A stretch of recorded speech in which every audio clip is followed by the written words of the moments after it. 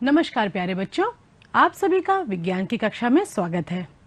आज हम आपके समक्ष उपस्थित हुए हैं आपकी पाठ्य पुस्तक आओ समझे विज्ञान के 12वें पाठ को लेकर के, जिसका नाम है लाभदायक एवं हानिकारक जंतु और पौधे। बच्चों, इस पाठ को हम 2 भागों में पूरा करेंगे। आज के भाग में हम जानेंगे कि लाभदायक और हानिकारक पौधे कौन कौन से होते हैं तथा इनका हमारे जीवन पे क्या प्रभाव पड़ता है। इसके दूसरे भाग में हम जानेंगे कि लाभदायक और हानिकारक जंतु कौन कौन से होते हैं और ये हमें किस प्रकार से प्रभावित करते हैं। तो आइए बच्चों, आज की कक्षा की शुरुआत करते हैं प्राचीन समय से। प्राचीन समय में यानी कि आज से हजारों वर्ष पूर्व जो मानव था वो पूर्ण रूप से पौधे और जंतुओं पर ही निर्भर रहता था। प्राचीन समय में जब मनुष्य पूरी तरीके से कहाँ रहता था बच्चों? प्राकृतिक वातावरण में। और उसका भोजन जो भोजन था वो पूर्ण रूप से जंगली जंतुओं पर ही निर्भर था। वह जंगली जंतुओं के ही कच्चे मांस को अपने भोजन के रूप में ग्रहण करता था। साथ ही साथ पेड़ पौधों से मिलने वाले कुछ जंगली फलों को भी वह भोजन के रूप में खाता था। अब ये तो बात हुई बच्चों भोजन की और किस वातावरण में वो रहता था। अब अगली क्या जिसकी जरूरत थी, वो थी वस्त्र की। वस्त्र के रूप में वह जंगली जंतुओं की खालों को या पेड़ पौधों की पत्तियों और छालों को पहनता था। तो यानी प्राचीन समय में आज से हजारों वर्ष पूर्व जो मानव था वो पूर्ण रूप से प्रकृति पर ही निर्भर था। धीरे धीरे जैसे जैसे सभ्यता का विकास होता गया, मानव ने पशुपालन के और खेती के तरीकों को सीखा। जैसा कि आप चित्र में भी देख रहे होंगे कि मानव किस प्रकार से आगे आगे प्रगति करता गया। पहले वो जंतुओं को सिर्फ मांस के लिए या भोजन के रूप में ही प्रयोग करता था। धीरे धीरे उसने जंतुओं का प्रयोग अन्य कई चीजों में करना शुरू कर दिया। जैसे खेती में भी वो सहायता जंतुओं की लेने लगा था। कुत्तों की सहायता वो अपने शिकार करने में करने लगा था।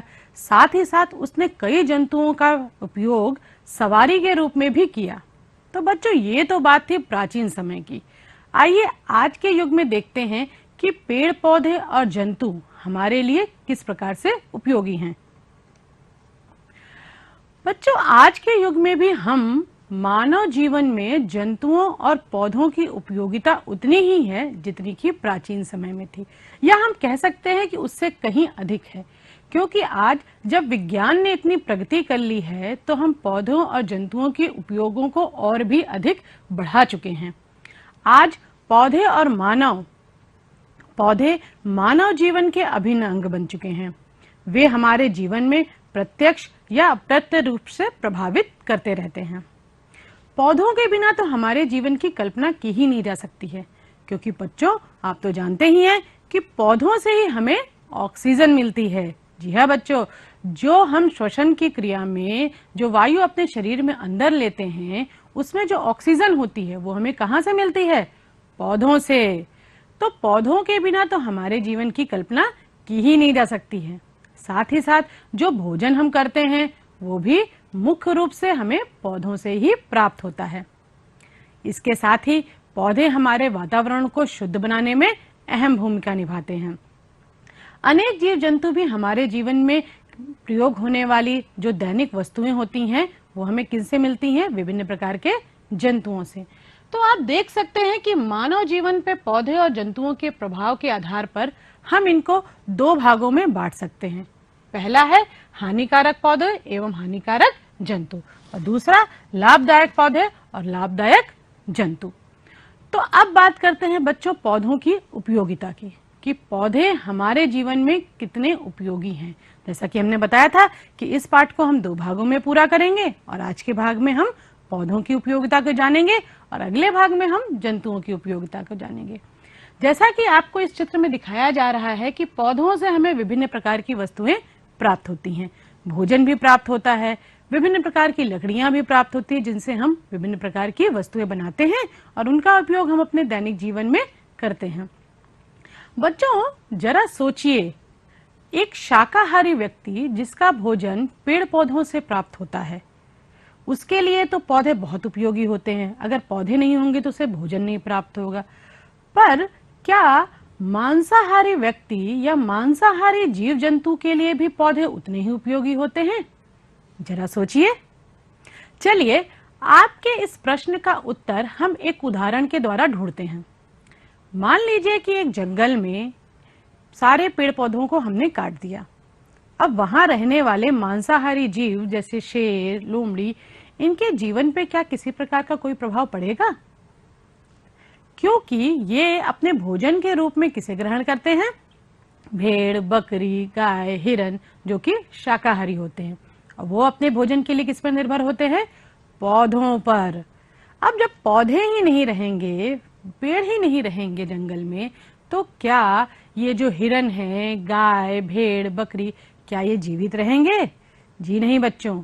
और जब ये जीवित नहीं रहेंगे, जो शाकाहारी जीव हैं वो जीवित नहीं रहेंगे, तो जो मांसाहारी जीव हैं जैसे शेर, वो अपने भोजन में किसे ग्रहण करेंगे? तो यानी बच्चों, जीव चाहे शाकाहारी हो या मांसाहारी, सभी के लिए के जीवन में पौधों की उपयोगिता उतनी ही है। तो सबसे पहले हम पौधों की उपयोगिता को लेकर के उनको हम कई भागों में बांट सकते हैं। जैसे कुछ ऐसे पौधे होते हैं जिनसे हमें खाद्य वस्तुएं मिलती हैं, यानी कि भोजन मिलते हैं। कुछ ऐसे पौधों का समूह होता है जिनसे हमें रेशे प्राप्त होते हैं, और उन रेशों से हम क्या बनाते हैं? वस्त्र। कुछ पौधे हमें औषधि देते हैं, तो यानी कि कुछ ऐसे पौधों का समूह होता है जिनमें औषधि गुण होते हैं। तो आइए इन्हीं पौधों के, इनके समूहों के आधार पे हम एक एक करके विस्तार पूर्वक से जानते हैं। सबसे पहले हम जानते हैं ऐसे पौधों के बारे में जिनसे हमें भोजन मिलता है। जी हाँ बच्चों, जो भोजन हम सुबह से लेकर के रात तक अपने घर में ग्रहण करते हैं या भोजन के रूप में कुछ भी हम खाते हैं, उनमें से अधिकांशतः चीजें हमें पौधों से ही प्राप्त होती है। अब बात करते हैं अनाज की। ये जो अनाज हमें पौधों से मिलते हैं वो हमारे लिए क्यों उपयोगी होते हैं? क्योंकि बच्चों, जो चावल, गेहूं, जौ, मक्का, बाजरा, ये सभी हमें कहां से मिलते हैं? पौधों से मिलते हैं। और इनमें कार्बोहाइड्रेट बहुत ही ज्यादा मात्रा में पाया जाता है, और कार्बोहाइड्रेट हमारे शरीर को ऊर्जा प्रदान करता है। अब बात करते हैं दालों की। बच्चों, जो मांसाहारी व्यक्ति होते हैं उनको प्रोटीन की जो आवश्यकता होती है वो मांस के द्वारा पूर्ण हो जाती है, परंतु जो शाकाहारी व्यक्ति होते हैं उनके लिए उनके शरीर में जो प्रोटीन की आवश्यकता होती है वो पूरी होती है दालों के द्वारा। जी बच्चों, जो दाल हम अपने भोजन में ग्रहण करते हैं, चाहे वो अरहर हो, मूंग हो, उड़द हो, कोई सी भी दाल, सभी जो है प्रोटीन के अच्छे स्रोत माने जाते हैं। और प्रोटीन हमारे शरीर की वृद्धि के लिए बहुत ही आवश्यक है। शायद बच्चों इसीलिए प्रोटीन को हम शरीर वर्धक भोजन कहते हैं। अब आगे बढ़ते हैं और बात करते हैं तेलों की। जी हाँ बच्चों, तेल। अब ये तेल हमें कहाँ से प्राप्त होता है? जी, तेल का नाम सुनते ही सरसों के पीले पीले खेत याद आ जाते हैं। सरसों के पीले लहलहाते खेत। जी हाँ बच्चों, हमारे और आपके घरों में प्रयोग होने वाले तेलों में मुख्यतः सरसों का तेल प्रयोग किया जाता है। पर क्या आपको मालूम है, कई और ऐसे पौधे होते हैं जिनके द्वारा तेल निकाला जाता है, जैसे सरसों, अलसी, सोयाबीन, नारियल आदि। इन सभी से तेल मुख्य रूप से प्राप्त किया जाता है और जिसका प्रयोग हम विभिन्न प्रकार के भोजन बनाने में करते हैं। बादाम से भी तेल निकाला जाता है। जी हाँ बच्चों, जो बादाम हम खाते हैं वो हमारे शरीर के लिए तो बहुत लाभदायी होता ही है, पर साथ ही साथ इसका जो तेल होता है वो भी बहुत ही गुणकारी होता है। इसके तेल का प्रयोग हम अपने त्वचा में मालिश के रूप में करते हैं या बालों में भी लगाते हैं। धान की भूसी से भी तेल प्राप्त किया जाता है। जी हाँ बच्चों, जिस धान से हम चावल निकालते हैं उसके बाद जो भूसी रह जाती है उससे भी तेल प्राप्त किया जाता है। अब बात करते हैं मसालों की, क्योंकि भारतीय व्यंजन जो होता है वो मसालों के बिना तो अधूरा ही है। मसालों का उपयोग भोजन को स्वादिष्ट और सुगंधित बनाने में किया जाता है। जी हाँ बच्चों, जो भोजन में हमारे स्वाद और सुगंध आता है वो मसालों के द्वारा ही आता है। और मसाले सिर्फ हमारे भोजन के सौंदर्य को ही नहीं बढ़ाते या सुगंध को ही नहीं बढ़ाते हैं, ये भोजन को संरक्षित करने में भी सहायक होते हैं। संरक्षित यानी कि भोजन को बहुत लंबे समय तक आराम से रखा जा सकता है। आपके घरों में आपकी दादी और मम्मी आम का अचार तो अवश्य बनाती होंगी। तो बच्चों, ये जो आम का अचार होता है वो इतने लंबे समय तक कैसे सुरक्षित होता है, कभी आपने विचार किया है? जी बच्चों, जो ये आम का अचार होता है वो इन्हीं मसालों के द्वारा ही लंबे समय तक सुरक्षित रहता है। अब बात करते हैं सब्जियों की। सब्जियों के रूप में हम पौधे के विभिन्न भागों को खाते हैं। तो आइए देखते हैं कि हम पौधों के किन किन भागों को सब्जी के रूप में प्रयोग करते हैं। जैसे कुछ पौधों के जड़ों को हम खाते हैं। जड़ों में हम किन्हें खाते हैं? मूली और गाजर को। जी हाँ बच्चों, जो मूली और गाजर हम भोजन के रूप में ग्रहण करते हैं वो दरअसल पौधों की जड़ होती है। तने के रूप में हम आलू और प्याज को खाते हैं। साथ ही साथ कुछ पौधों की हम पत्तियां भी सब्जी के रूप में प्रयोग करते हैं। वो पत्तियां कौन कौन सी होती हैं बच्चों? पालक, चौलाई, धनिया की पत्ती का भी हम प्रयोग करते हैं, जो कि हमारे भोजन के सौंदर्य को बढ़ाती हैं। लेकिन बच्चों, धनिया की पत्ती सिर्फ हमारे भोजन को सौंदर्यीकरण ही नहीं देती हैं, वो साथ ही साथ हमारे भोजन के लाभ को और बढ़ाती हैं, क्योंकि धनिया की पत्ती बहुत ही सुपाच्य होती है। अब बात करते हैं फूल की। गोभी का फूल तो सबने देखा होगा और खाया भी होगा। तो बच्चों, जो गोभी का फूल होता है जिसे हम सब्जी के रूप में प्रयोग करते हैं वो पौधे का फूल होता है। फल के रूप में हम बैगन और मिर्च आदि कई सब्जियों को खाते हैं। कुछ पौधे के बीज भी हम भोजन के रूप में ग्रहण करते हैं, जैसे राजमा, छोले, चना, ये सब पौधे के बीज होते हैं जिन्हें हम सब्जी के रूप में या किसी अन्य रूप में भी भोजन में ग्रहण करते हैं। अब ये सब्जियां हम क्यों खाते हैं? बच्चों, ये जो सब्जियां होती हैं वो विटामिन और खनिज लवण का भंडार होती हैं। तो बच्चों, आज से अपने भोजन में सब्जी की प्रचुर मात्रा लेना शुरू कर दीजिए। ये हमारे शरीर के लिए बहुत ही लाभदायी होता है। अब बात करते हैं कुछ रसीले फलों की। फल पोषक तत्वों के अच्छे स्रोत होते हैं। जी हाँ बच्चों, जो फल हम खाते हैं वो पोषक तत्वों के बहुत ही अच्छे स्रोत होते हैं। केले में अत्यधिक ऊर्जा व खनिज प्राप्त होता है। आप कभी भी यदि थकान महसूस कीजिए या बहुत अधिक भूख लगे आपको, तो सिर्फ आप 2 केले ग्रहण कर लीजिए। देखिए, आप अपने आप को ऊर्जावान महसूस करेंगे, क्योंकि केले में बहुत ही अधिक मात्रा में खनिज पदार्थ प्राप्त किए जाते हैं। अमरूद, संतरा तथा अन्य सभी सिट्रस फलों में विटामिन सी प्राप्त होता है। विटामिन सी किन किन फलों में पाया जाता है बच्चों? जो कि स्वाद में थोड़े से खट्टे होते हैं, जैसे नींबू, संतरा, मौसम्बी, अंगूर, इन सभी में विटामिन सी पाया जाता है, जो कि हमारे शरीर के लिए बहुत ही गुणकारी होता है। तो बच्चों, ये तो बात की हमने ऐसे पौधों की जिनसे कि हमें भोज्य पदार्थ प्राप्त होता है। इनकी सूची बहुत लंबी है, पर अब हम आगे बढ़ते हैं और जानते हैं कुछ ऐसे पौधों के बारे में जिनसे हमें रेशे प्राप्त होते हैं। बच्चों, आपने पिछली कक्षा में इनके बारे में विस्तार पूर्वक से पढ़ा होगा कि रेशे प्रदान करने वाले पौधों को हम क्या कहते हैं? पादप रेशे। और इन रेशों से क्या बनता है? वस्त्र बनते हैं या विभिन्न प्रकार की वस्तुएं भी बनाई जाती हैं। तो आइए देखते हैं किन किन पौधों से हमें रेशे मिलते हैं। कपास, जूट, नारियल, ये कुछ ऐसे पौधे हैं जिनसे हमें रेशे मिलते हैं, और इन रेशों से हम विभिन्न प्रकार के वस्त्र बनते हैं। जैसा कि आप चित्र में भी, आपको चित्र में ये जूट का एक पौधा दिखाई दे रहा है बच्चों। इस जूट के तने से ही जूट के रेशे प्राप्त किए जाते हैं, और इन रेशों से ही विभिन्न प्रकार की वस्तुएं बनाई जाती हैं। प्रारंभ में तो जूट से सिर्फ बोरे या मोटी रस्सियां ही बनाई जाती थी, परंतु आज अगर आप बाजार में जाके देखेंगे तो जूट से बने हुए बहुत ही सुंदर सुंदर सामग्रियां बाजार में उपलब्ध हैं, जैसे विभिन्न प्रकार के थैले, पर्स आदि। अब बात करते हैं कपास की। कपास के पौधों से जब हमें प्राप्त होती है रुई, और इससे क्या बनते हैं? रेशे, और रेशों से प्राप्त विभिन्न प्रकार के वस्त्र बनाए जाते हैं। कपास के पौधे से बने हुए वस्त्र यानी कि सूती वस्त्र पहनने में बहुत ही आरामदायक होते हैं। बच्चों, आज से लगभग 100 वर्ष पूर्व जो है सिर्फ प्राकृतिक रूपों से ही प्राप्त रेशों से वस्त्र बनाए जाते थे, परंतु आज बाजार में आपको बहुत ही कृत्रिम प्रकार के रेशों से बने हुए वस्त्र उपलब्ध हैं, जैसे पॉलिस्टर कह सकते हैं आप, परंतु ये उतने आरामदायी नहीं होते हैं जितने कि कपास से बने हुए सूती वस्त्र। अब बात करते हैं नारियल के पौधे की। नारियल के का फल तो बच्चों आप सभी ने देखा होगा। नारियल का जो फल होता है उसकी जो जटा होती है जिसे हम निकाल के फेंक देते हैं, उससे बहुत ही मजबूत रस्सी बनाई जाती है। तो बच्चों, ये तो हमने कुछ ऐसे पौधों के बारे में जाना जिनसे हमें रेशे प्रदान करते हैं। अब आइए पौधों के औषधि गुण के बारे में जानते हैं। क्या आप किन्हीं ऐसे 2 पौधों के नाम बता सकते हैं जिनमें औषधि गुण प्राप्त होते हैं? क्या आप इन पौधों को पहचानते हैं? जी हाँ बच्चों, नीम और तुलसी। जी, नीम और तुलसी हमारे घरों में मुख्यतः पाई जाती हैं। हमारे घर के आसपास बड़ी आसानी से दिखने वाली ये नीम और तुलसी बहुत ही गुणकारी होती है।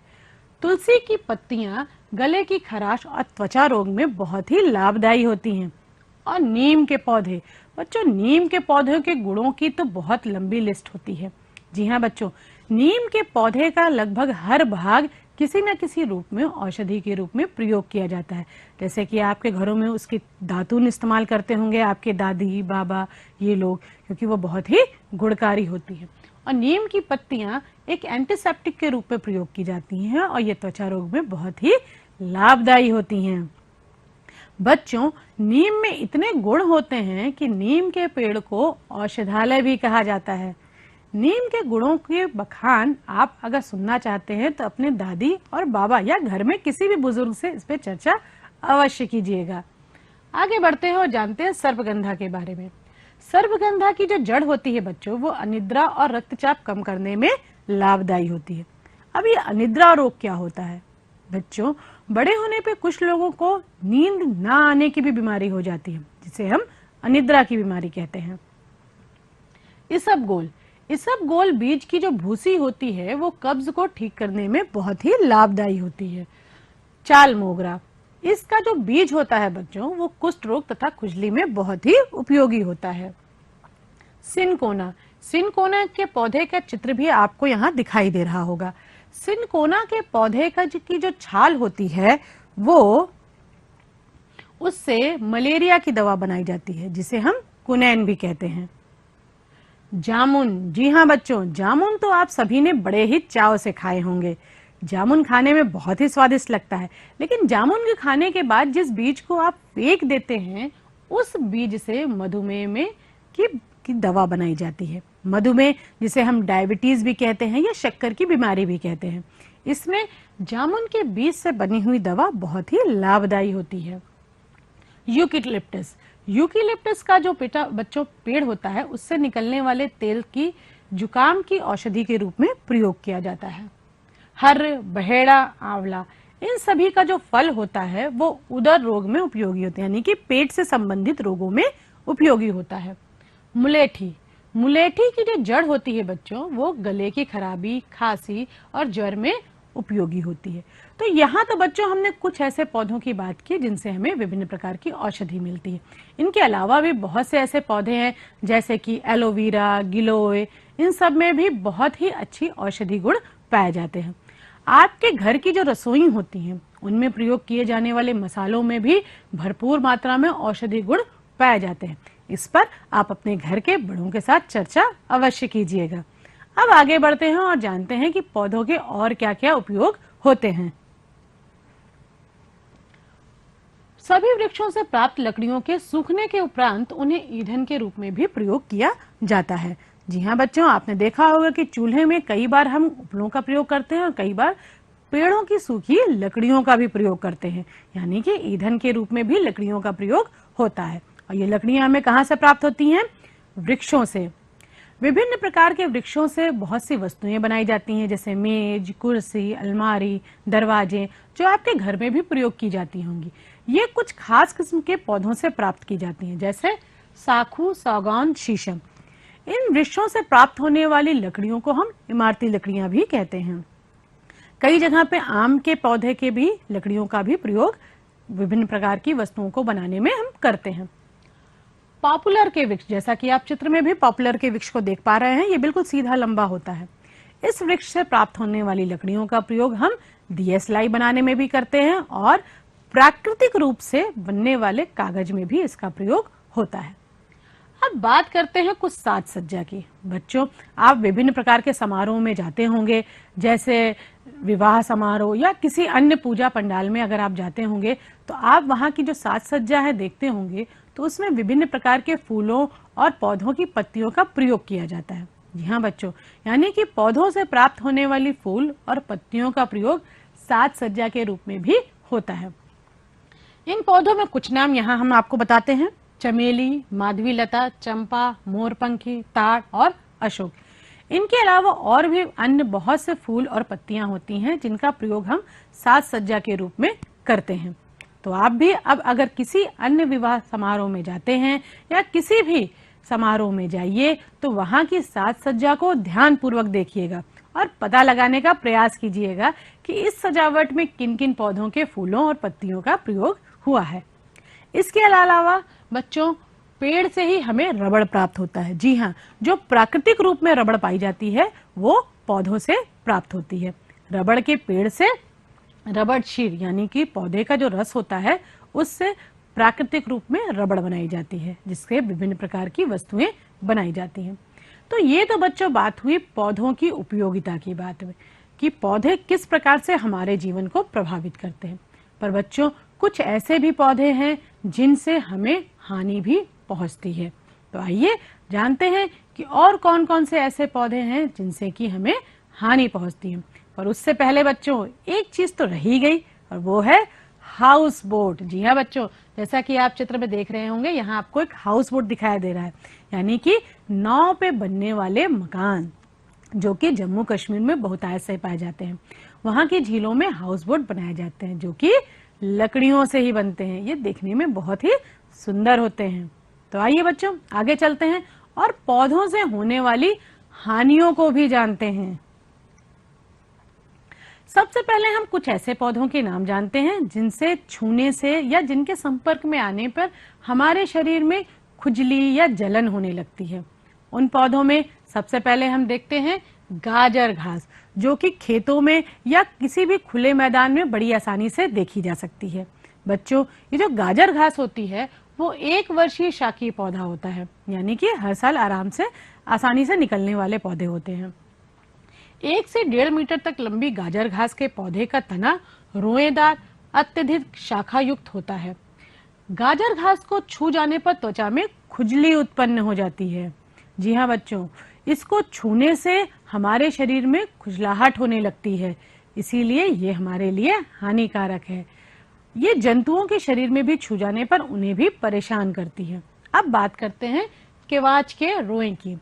बच्चों, जो केवाच होती है वो 2 प्रकार से पाई जाती है। एक जंगली केवाच होती है और दूसरी केवाच की फली, जिसे हम सब्जी के रूप में भी प्रयोग करते हैं। जैसा कि आप चित्र में देख पा रहे हो, केवाच का जो रोया होता है बच्चों, वो इस प्रकार से भूरे रंग का दिखाई देता है, जिसको छू जाने पर त्वचा में खुजली उत्पन्न होती है। तो यानी इससे सावधान रहने की आवश्यकता है। अब बात करते हैं पपीते की। बच्चों, पपीता जो होता है वो बहुत ही लाभदायी फल होता है, इसमें बहुत ही गुण होते हैं। परंतु जो कच्चे पपीते का जो रस होता है, जैसा कि आपको चित्र में भी दिखाई दे रहा होगा, ये इसके रस जो सफेद दूध जैसा दिखता है, ये कुछ लोगों के शरीर में जलन या एलर्जी उत्पन्न करता है। और साथ ही साथ जो कच्चा पपीता होता है वो गर्भवती महिला के लिए भी हानिकारक होता है। अब बात करते हैं काजू की। काजू खाने में तो बहुत ही स्वादिष्ट होता है और बहुत ही पौष्टिक भी होता है, परंतु बच्चों, जो कच्चा काजू होता है, इसका जो आवरण होता है वो हानिकारक होता है।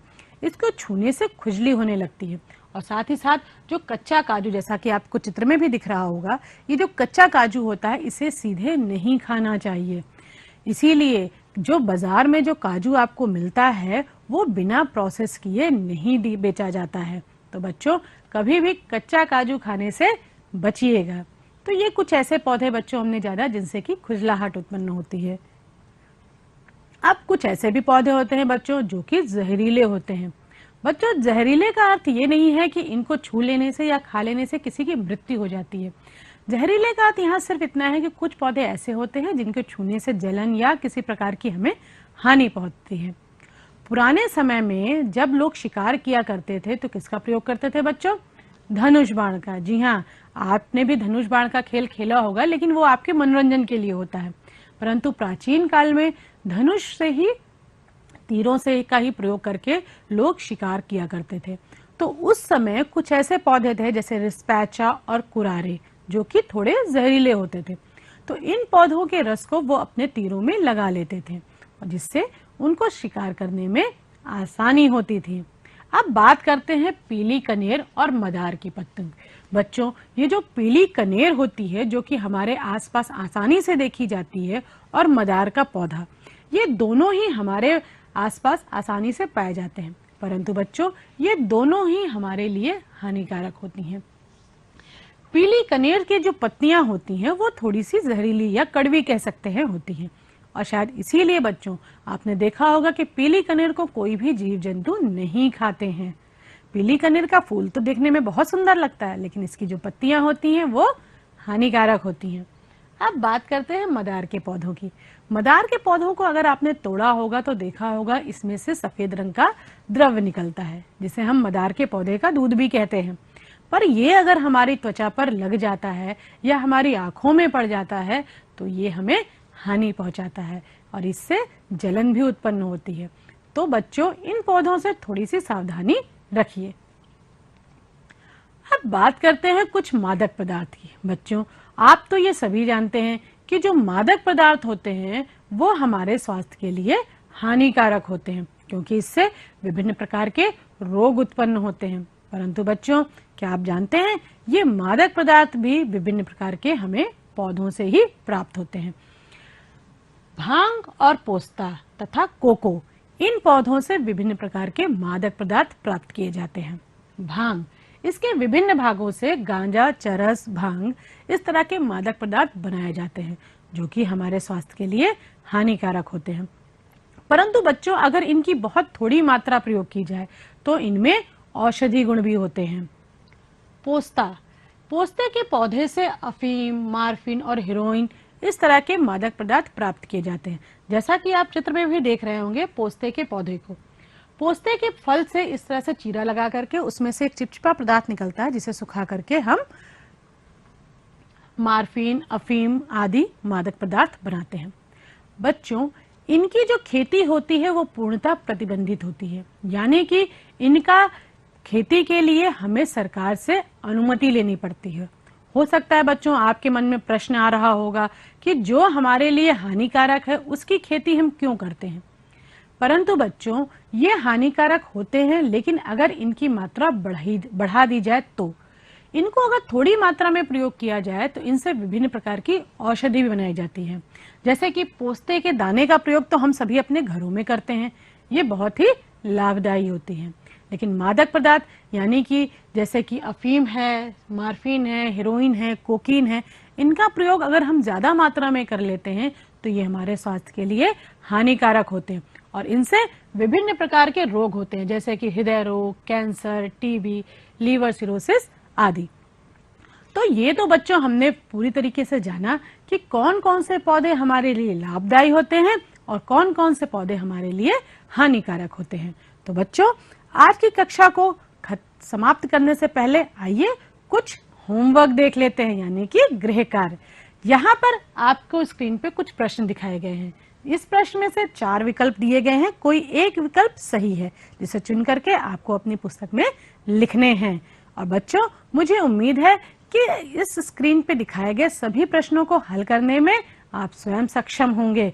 अगर नहीं तो आप अपने घर में किसी बड़े की भी सहायता ले सकते हैं। साथ ही साथ चलिए कुछ प्रोजेक्ट वर्क की बात कर लेते हैं। प्रोजेक्ट वर्क में आप बच्चों क्या करना है कि आपको अपने घर के आसपास पाए जाने वाले कुछ ऐसे पौधों की सूची बनानी है जिनसे खाद्य वस्तुएं प्राप्त होती हैं। तो इसी के साथ बच्चों आपने देखा कि पौधे कितने उपयोगी होते हैं, तो पौधों से बेहतर कोई मित्र हमारा हो सकता है? बिल्कुल नहीं। तो आज के सुविचार के साथ ही हम हमारी कक्षा को समाप्त करते हैं।